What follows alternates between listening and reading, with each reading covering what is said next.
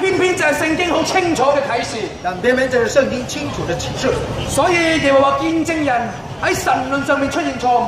因此，耶和華見證人在神論上面出現了很大的問題，喺地獄論上面出現咗錯誤，在地獄論上面出現了很大問題，就即係喺永恆觀入邊又出現咗錯誤，那就是永恆觀的錯誤的問題。有啲人覺得呢啲都係無關宏旨，很多人覺得這跟我沒有關係啊，因為覺得呢啲係唔現實，因為他們覺得這不現實啊。佢認為現實嘅咧係有一啲範圍嘅，他認為現實是在一定的範圍裡面。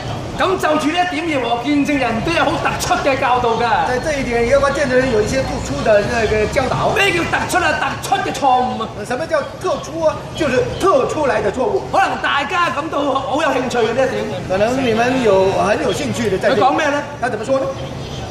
佢根據舊約聖經也好，新約聖經也好，產生一種嘅教義，就叫做不能夠捐血同埋輸血嘅教義。他們根據聖經裡面的教導，他們就產生了一種錯誤的教導，就是不可以輸血和捐血的教導。呢種就係所謂聖經裏面所講嘅禁戒血液。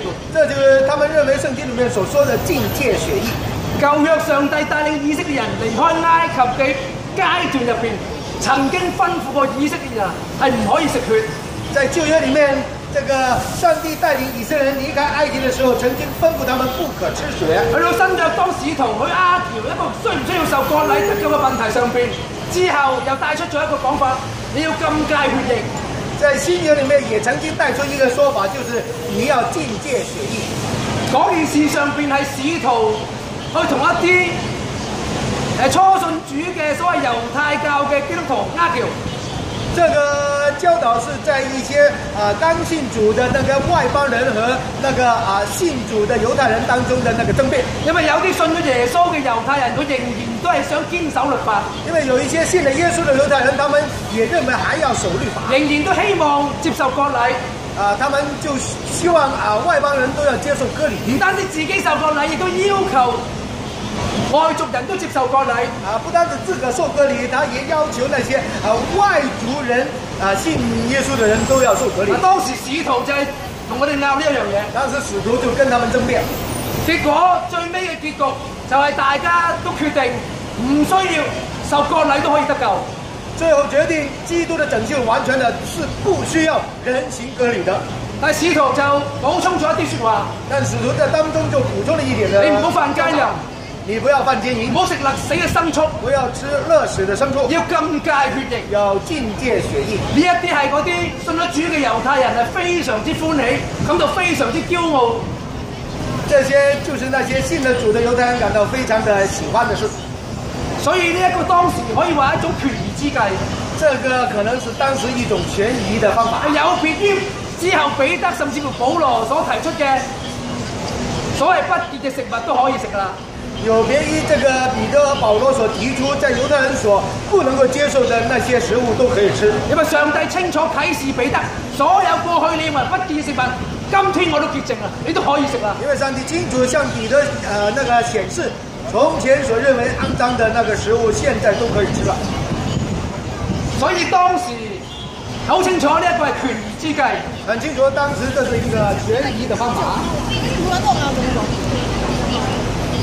但係耶證嘅朋友，但是耶和華見證嘅朋友，佢就仍然死守舊約新約有關禁戒血液嘅事。他們還死守關於聖經說禁戒血液嘅事，唔單止唔食血，不單止不吃血，更加上升到一個地步，更上升到一個地步，係反對所有耶和華見證人嘅信徒去輸血、去捐血幫助人。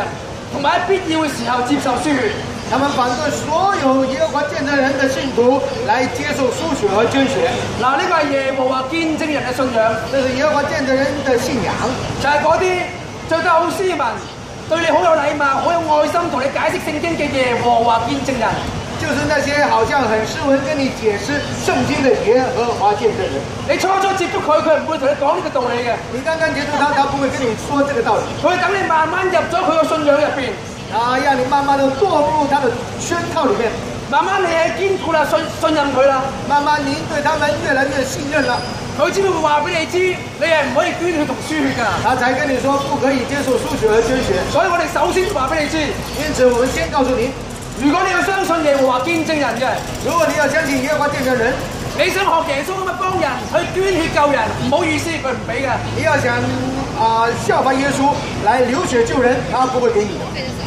你有需要嘅時候，或者係咩意外嘅時候做手術，你需要接受輸血去做手術，佢係禁止你嘅。同樣，當你有需要接受輸血的時候，他也是禁止你。所以你要選擇，如果你要選擇相信耶和華見證人之前，希望你明白呢一點。所以你選擇要相信耶和華見證人的信仰，你要好好思考一下。耶和華見證人係禁戒血液嘅，耶和華見證人是禁戒血液的。但係我哋反對呢一種講法。我們反對這種說法。咁但係佢哋點講咧？他們會怎麼兼顧他們的說法呢？我哋用一個例子去講。他們用一個例子來說，禁戒血液亦係聖經明文嘅規定啦。因為禁戒血液是聖經明文的規定嘛。舊約也好，新約也好。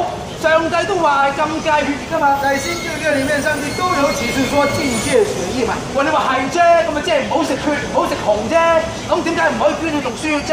那您說，哎呀，如果是這樣，你最多是不吃血吧？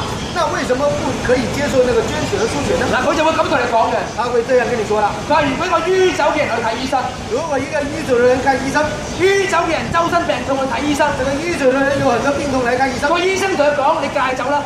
醫生跟他說：你戒酒不？你戒酒就得㗎啦，你戒酒就可以了。禁戒酒精，你不要再喝酒。咁意思即係咩啊？意思係什麼？完全唔掂酒啦，完全不喝酒。咁請問，如果醫生叫你禁戒酒精，你有咩理由將啲酒精打入血液度啊？當醫生跟你說要你不要喝酒，那麼你把這個酒精打在血管裡面，這個是不是就可以了？咁你聽下就係喎。哦，你聽起來我說對哦。用呢一個嘅講法，用這樣的說法去支持禁戒血液，就係等於不能輸血同捐血。用這個說法來支持這個禁戒血液，就是不可接受輸血和捐血。你話呢種講法啱唔啱啊？你說這個說法對嗎？呢種講法係偷換概念，這種說法是偷換概念，係語言魔術，那是一種語言的魔術。因為兩種情況係完全唔同嘅，因為這是兩個不一樣的情況。點解咁講咧？為什麼這麼說？佢冇整體同你睇，他沒有整體跟你說，冇將整個基督教信仰嘅精神同你睇，沒有把基督教這個信仰的精神告訴你，單用禁戒酒精呢一件事去叫你禁戒血液，單以禁戒那個血的酒精禁戒酒精的這個事情，叫你禁戒血液。單就咁聽，你會覺得好啱嘅。單這樣聽起來好像覺得對。醫生叫你戒酒，醫生叫你戒酒，你冇理由將酒打入血管入邊啊！你不會把這個酒打進你的血管吧？上帝叫你禁戒血液，上帝要你禁戒血液，你冇理由接受輸血㗎。沒有理由接受輸血。哇，好似好有道理喎！好像很有道理，但係其實就係歪理連篇。其實歪理連篇。點解咁講咧？為什麼這麼說呢？因為第一，好多即係飲酒係人嘅常事。那喝酒是人的常情，飲酒之後身體話要戒酒亦都係常事。那飲酒多了要戒酒也是常情。戒酒係為咗身體好，那戒酒的目的是為了身體好嘛？而係冇人飲血嘅呢個時代。這個時代是沒有人喝血的。呢個此其一。那這是其中。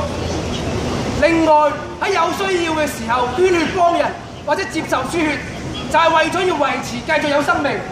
那個有需要的時候要接受輸血和捐血，就是為了維持生命。同我戒酒係維持身體有健康，我繼續有生命，係同樣嘅意義。同戒酒是為了有健康的生命，有同樣的意義。但係呢一樣話見證人喺度偷換概念。但耶和華見證人偷換概念。